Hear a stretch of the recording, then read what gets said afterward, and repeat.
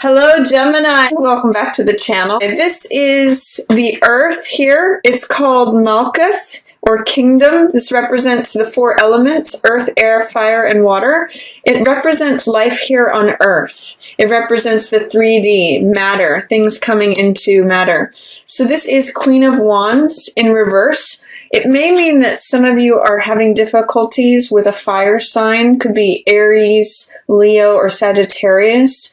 Or conversely, it could be that you're just having some sort of challenge to your current personal power, your confidence, your boldness.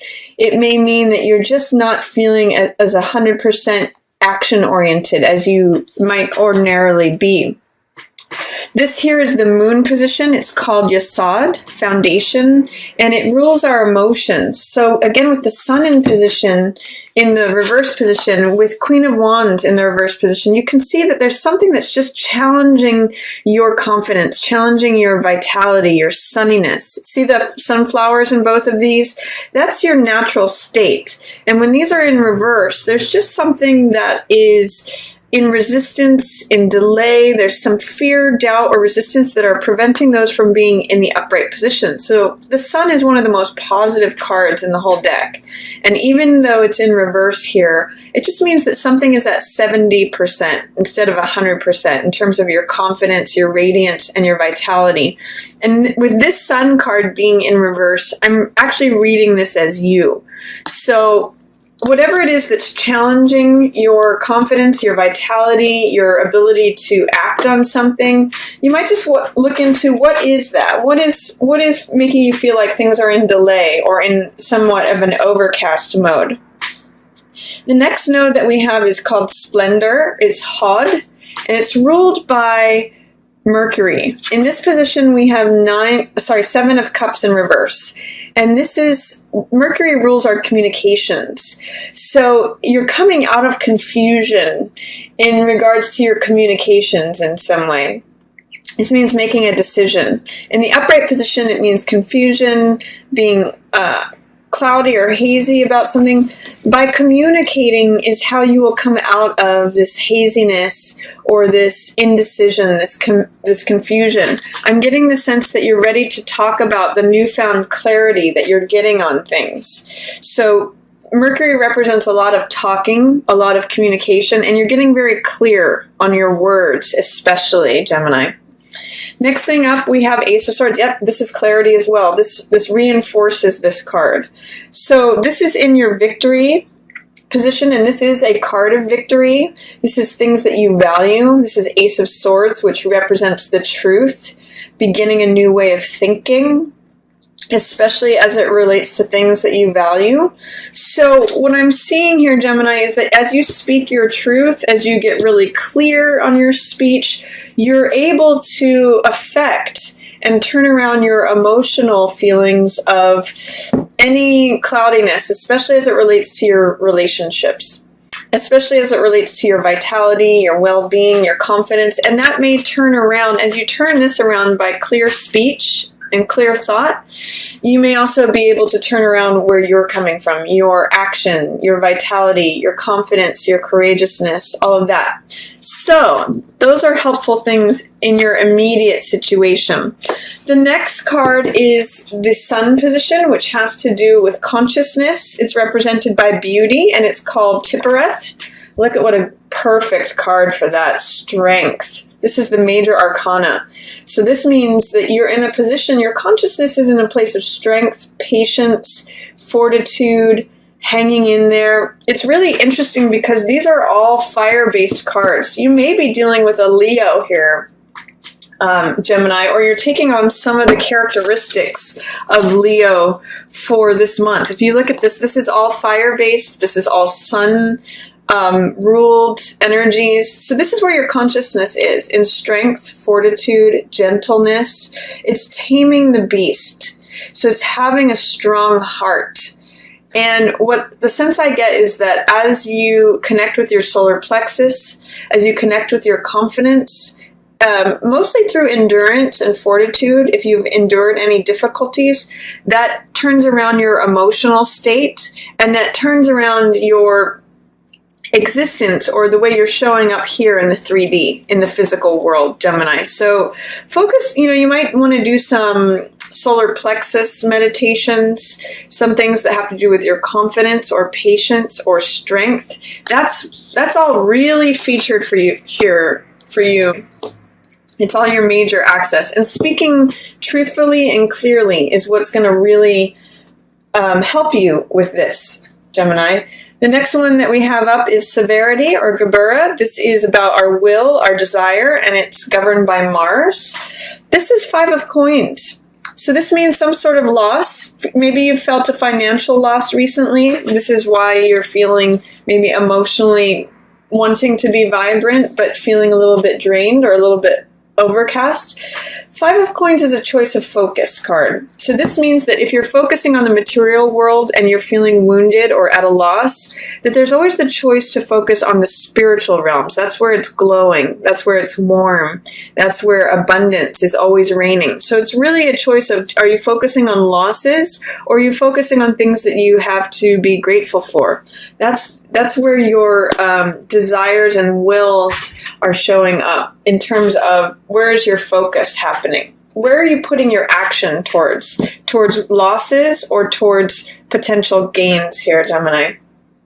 And then your next position is the Mercy Chesed position, which is governed by Jupiter. This is blessings, and look at what you have here. You have emotional fulfillment. This is 10 of Cups.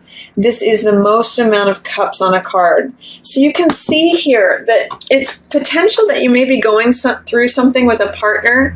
If you're feeling any sort of loss, especially financial loss as it relates to a partner, you've got everything to gain emotionally here. If you look at the end of the rainbow, that's usually where the treasure lies. So it may be that physically there is a lack of vitality, confidence, courageousness, abundance. You might be feeling financially drained, but it looks like emotionally there's a lot of happiness there. It reminds me of that in some poor countries, people can be very happy. They've done studies on this. I think that Nigeria, for example, was studied to be one of the countries with the happiest people, even though they maybe have more lack of financial resources. There's a lot of emotional fulfillment here. So I'm seeing that your relationship could be a source of emotional fulfillment this month, even if there's a financial strain going on. You are counting on one another. The closeness of the two people here is really apparent, Gemini. And it might be that even if you're not in a relationship, that you could experience a lot of emotional fulfillment this month, even if you're struggling financially. And the way you get through that is through this strength, this patience, this fortitude, this gentleness.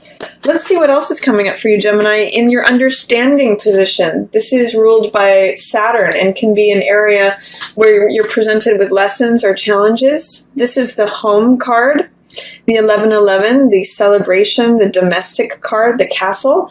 Some of you, I get a sense that there may be challenges with the home, getting kicked out of a home, or something's falling apart at home. Something is unstable at home.